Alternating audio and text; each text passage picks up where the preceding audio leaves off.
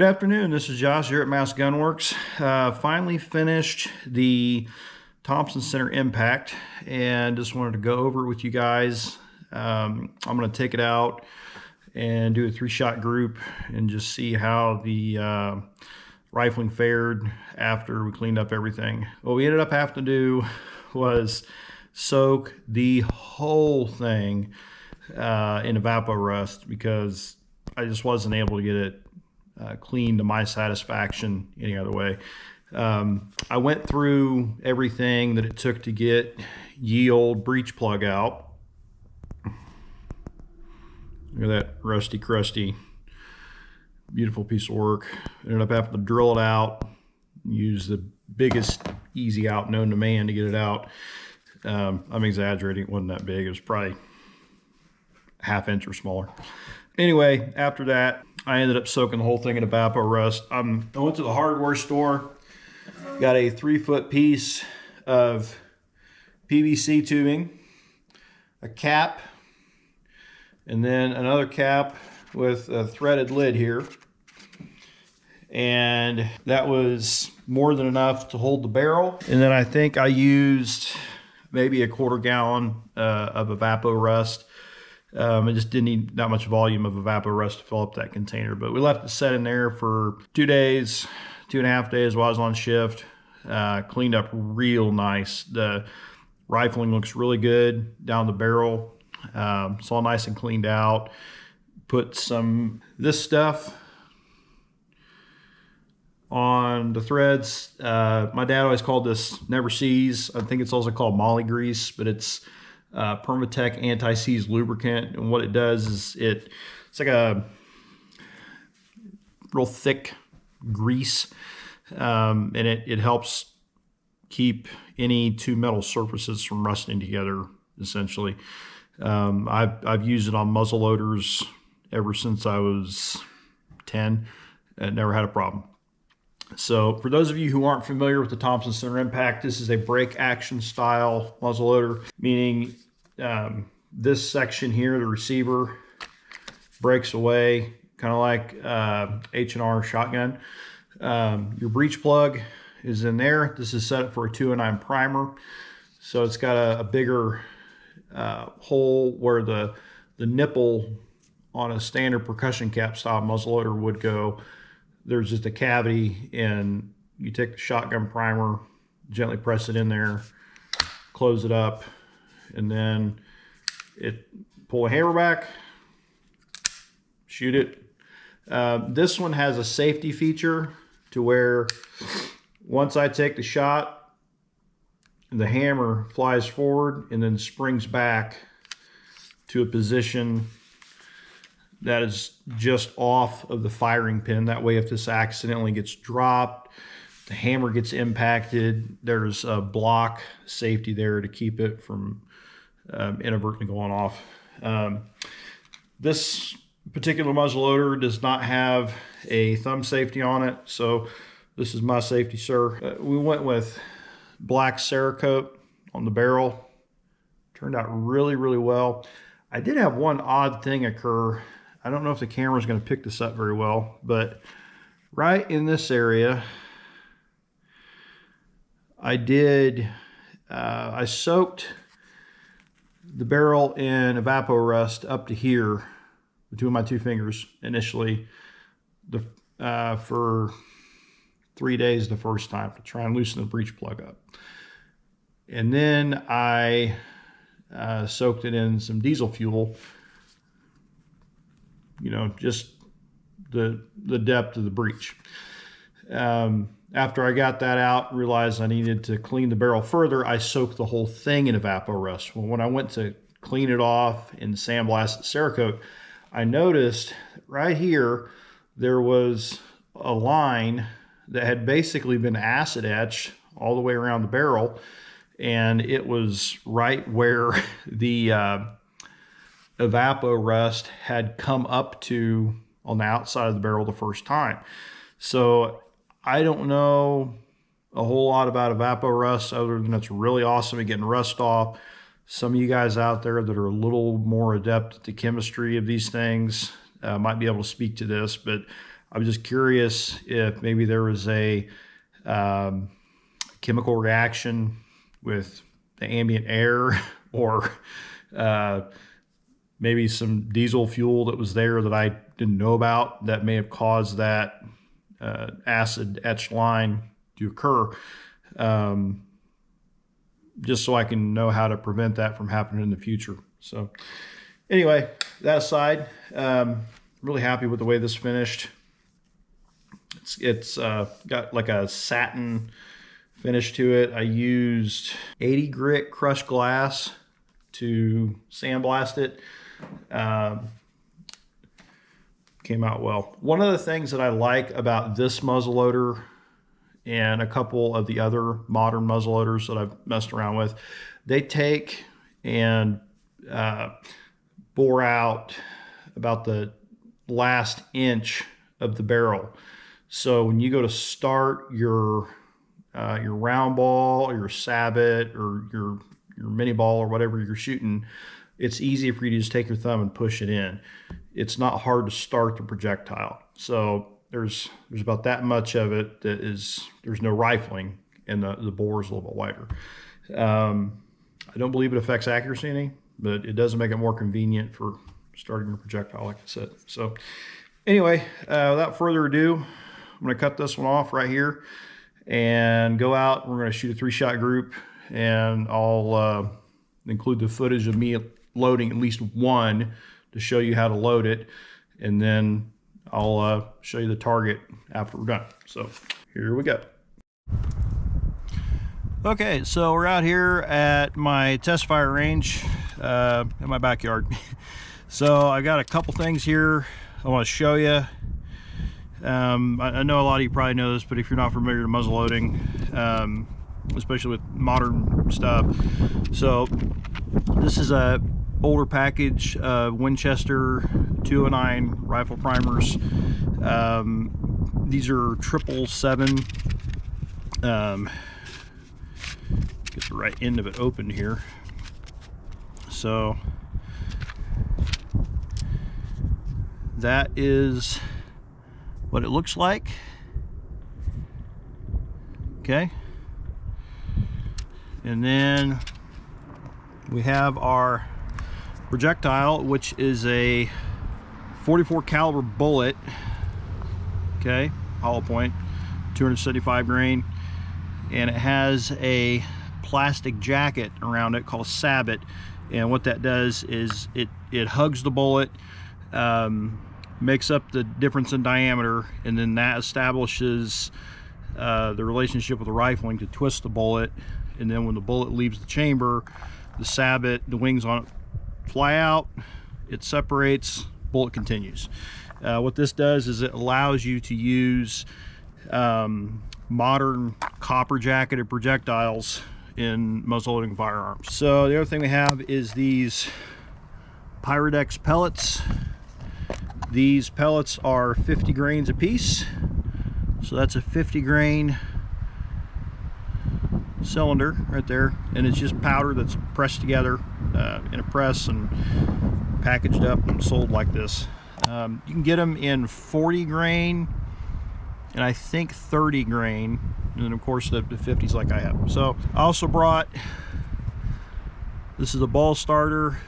You get the projectile pushed down in there, and then you can shove it the rest of the way down with this. So this does have a ramrod. I didn't show that initially, whatever.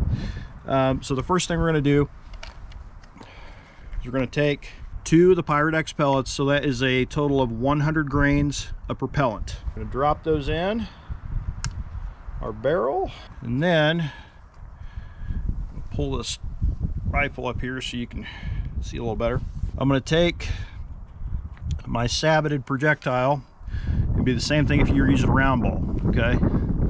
And like I said, the last inch to inch and a half of this, there's no rifling. So I can just take that, push it right down in there. It's so easy. Now I'm going to take my ball starter. It's best to brace it on the ground because it is going to be a little difficult. Okay, so got it started. And it may help to also open the breech because sometimes it creates a pretty tight seal and you need to give the air a place to escape.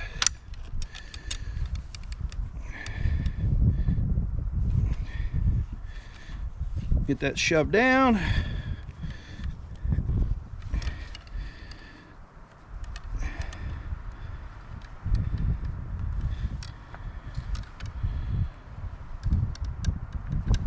Okay, that's seated.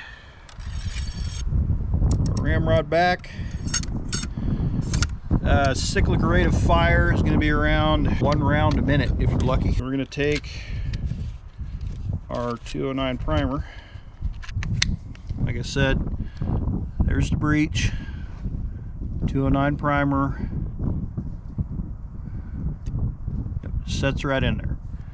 And we just snap it closed. All right, come over here. Show you my setup here. When I do accuracy testing on firearms, like mount a scope, test a weapon for a customer, especially if it's a hunting gun, I try to set myself in a position that is somewhat realistic. So I'm not going to sit at a bench. I'm not going to use sandbags. You know, when you're out hunting, it's not perfect.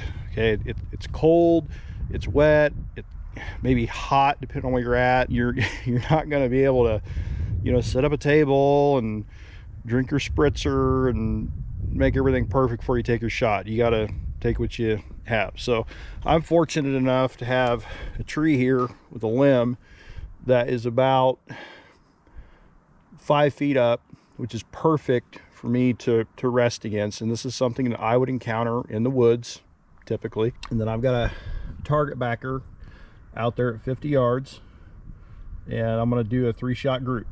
Okay, so I'll see if I can get the camera position here to film the first shot, and then each one after that I'm going to do off camera, and then I'll show you the results afterward. There we are. Get set up here.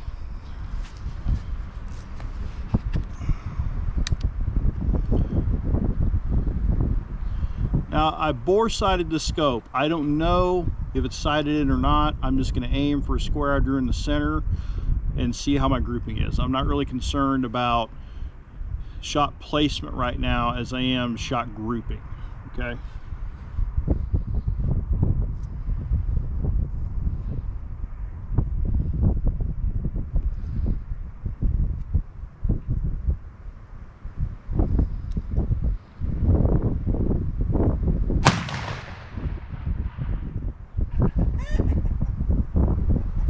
Apparently it's pretty close because I hit a bullseye.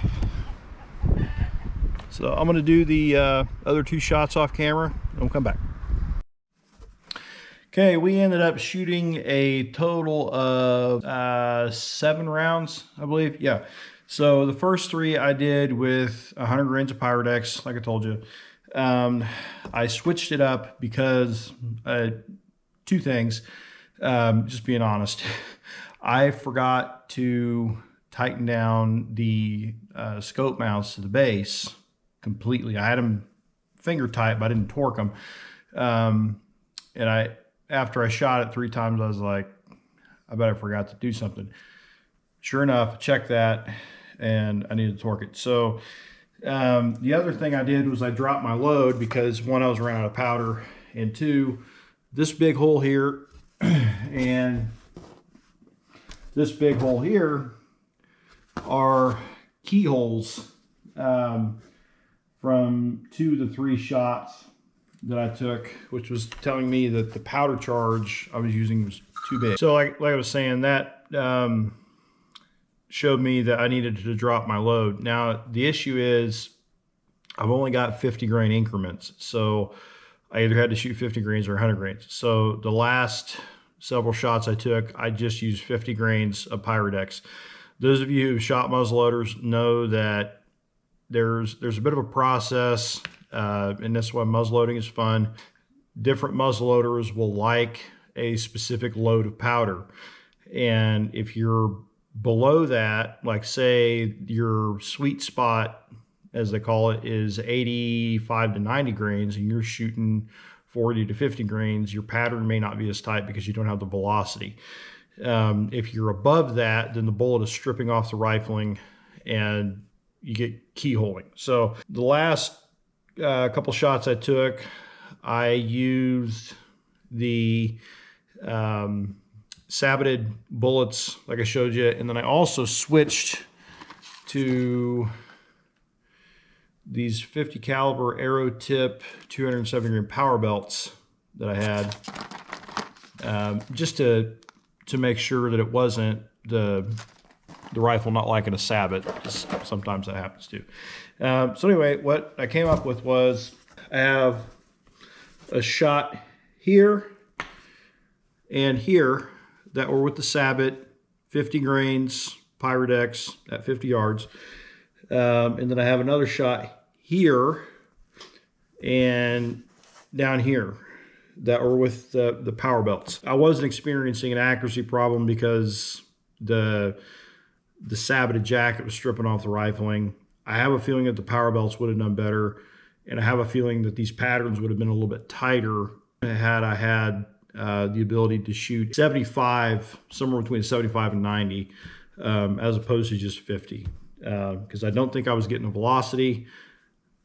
100 was too much. Probably could have tried 100 with the power belt, maybe got a different result, but I ran out of pellets, so it is what it is. The accuracy was not what I was hoping it would have been. We got about a 10-inch spread. I would say for a muzzleloader, probably not the best. But again, I'm shooting a lighter load than I should be. I'm gonna go ahead and give it back to the customer. I'm sure he'll be happy. It's a rifle that he'll probably just use to play around with. He's not much of a hunter, but he did like the idea of having a muzzleloader. So I'm glad I was able to get it cleaned up and fixed up for him and find a replacement part. Just to walk you through the cleaning process with these, you're gonna want a bore brush and you're gonna want an attachment for the end of the rod. It looks like a brass bullet, and it's got grooves cut in it, and it's typically used for running a patch up and down. So I think I've actually, yeah. So it's gonna look like that, but it's made out of brass typically. Okay, and you're gonna want a bore brush of the appropriate size. Okay, and typically you can clean a muzzleloader up with just soap and water. So what I have done in the past with mine, I will go to the kitchen sink, or I will get a bucket of soapy water. My wife prefers the bucket. I'll stick the barrel breech first into the soapy water. I'll push a patch down with the cleaning jag I showed you. And as you draw that out, it creates a vacuum and it pulls that soapy water up into the barrel. After you do that, you want to take your bore brush, brush it out a bunch. I'd probably take, 10 or 15 consistent strokes. Do the patch with the soapy water again, scrub it again, patch soapy water, and then take some dry patches and just push them through. And you want to do that process until you come up with a patch that is pretty clean, if not completely clean. The reason being, if you let that soot and carbon buildup sit in that barrel, the black powder, Pyrodex, 777, some of these variants, Jim Shockey's Gold, they're still fairly corrosive. They're not as corrosive as black powder, but they're still pretty corrosive. And if you do not clean your muzzleloader, it will rust. And it doesn't take very long, and that rust starts to pit, and it really, really damages the rifling and can make it to where the rifle is just not accurate anymore. I don't think we're at that point with this muzzleloader, because on examining the rifling, it was all clean. I didn't see any pits, which really, really surprised me. I think we're just having some accuracy problems because we got to dial the load in and figure out what projectiles it likes. So anyway, I hope you guys have found this helpful, enjoyable. I like working on old guns and muzzleloaders and These are simple but fun and can be challenging. So you guys have any questions, let me know. You have any comments? If I missed something, screwed something up, please let me know so I can be better educated for next time. Till next time, we'll see you then. Hope you have a good day. Bye.